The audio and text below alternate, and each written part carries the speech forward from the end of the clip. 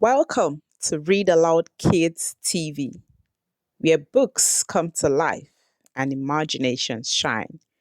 Today's story is a gentle African folktale called The Drum That Wouldn't Stop. The Drum That Wouldn't Stop. A lie needs another lie to stand up, but the truth stands on its own, even when it's hard to say. It was the night of the big celebration. Lanterns everywhere, food everywhere, dancing everywhere. And right in the middle of all of it, a boy called Musa made one small dishonest choice that turned into a very loud, very public, very unstoppable problem. Musa had not meant for any of it to happen. He started because he wanted to play the ceremonial drum. Every year at the village festival, one child was chosen to beat the opening drum 3 times to call the celebration to begin. It was the greatest honor a child could have. This year, the elder had chosen a girl called Hafsat. Musa thought he should have been chosen. He was older, he was louder, he was, in his opinion, the better drummer. When nobody was looking, he slipped behind the drum and hit it once, twice, 3 times. Then he walked away quickly and stood at the edge of the crowd with an innocent face. Celebration began. Everyone cheered. The food was served. The dancing started. But then people began looking around and saying, "Where is Hafsat? Why did the drum sound so early? Who beat it?" The elder asked. Musa shook his head. "I don't know." Hafsat came running in, her wrapper still being tied. She had heard the drum and come as fast as she could. Her face was confused and hot. "I didn't hear them call me," she said. "I missed it. I missed the drum." She looks like she might cry.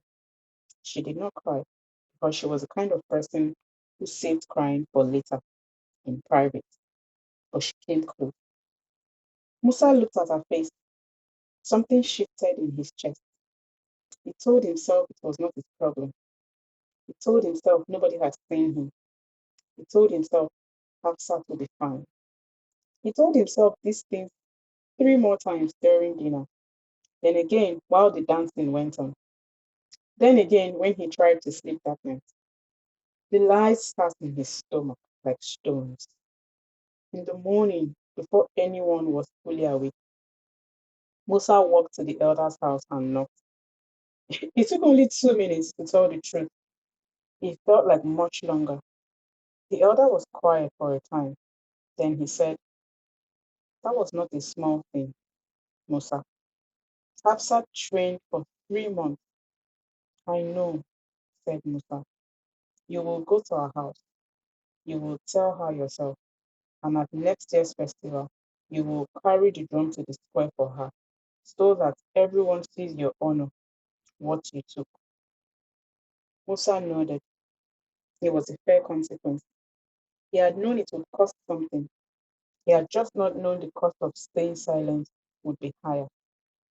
He walked to Hafsat's house. He knocked. He told the truth. Hafsat listened to everything. Then she said, "I know it was you.